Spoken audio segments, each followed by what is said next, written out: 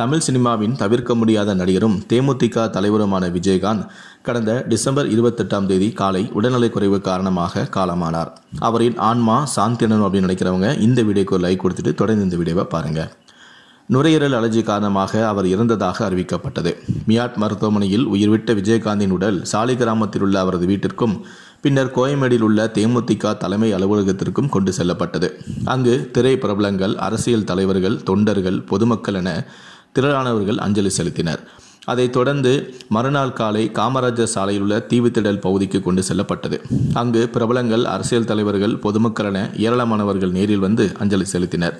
பின்னர் விஜயகாந்தின் இறுதி ஊர்வலம் தொடங்கிய நிலையில் சாலையில் இரு புறத்திலும் கண்ணீருடன் லட்சக்கணக்கான மக்கள் விஜயகாந்திற்கு பிரியா விடை அளித்தனர்.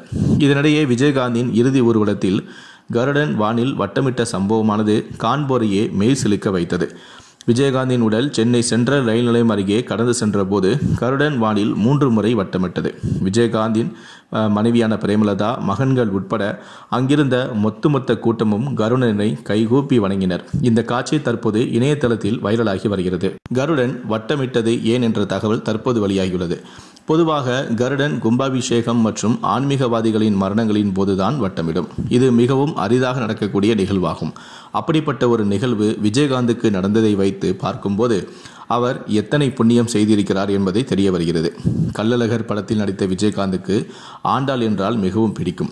மதுரைக்கு சென்றால் ஸ்ரீ வில்லிபுத்தூர் ஆண்டாளை தரிசனம் செய்யாமல் இருக்க மாட்டார். ஸ்ரீ வில்லிபுத்தூர் ஆண்டாள் கோவில் கோபுரத்தில் தங்க முலாம் பூச தங்கத்தையே அன்பளிப்பாக விஜயகாந்த் கொடுத்துள்ளார். அத்துடன் விஜயகாந்தின் கல்லூரிக்கு ஆண்டாள் அழகர் என்றுதான் பெயரை வைத்துள்ளார். மார்கழி மாதத்தில் இறந்தவர்கள் சொர்க்கத்திற்கு செல்வார்கள் என்று சொல்வார்கள். தற்போது விஜயகாந்தை கருடன் வட்டமிட்டதால் பெருமாளே நேரில் வந்து விஜயகாந்தை சொர்க்கத்திற்கு அழைத்து செல்வதாகவே கருதப்படுகிறது.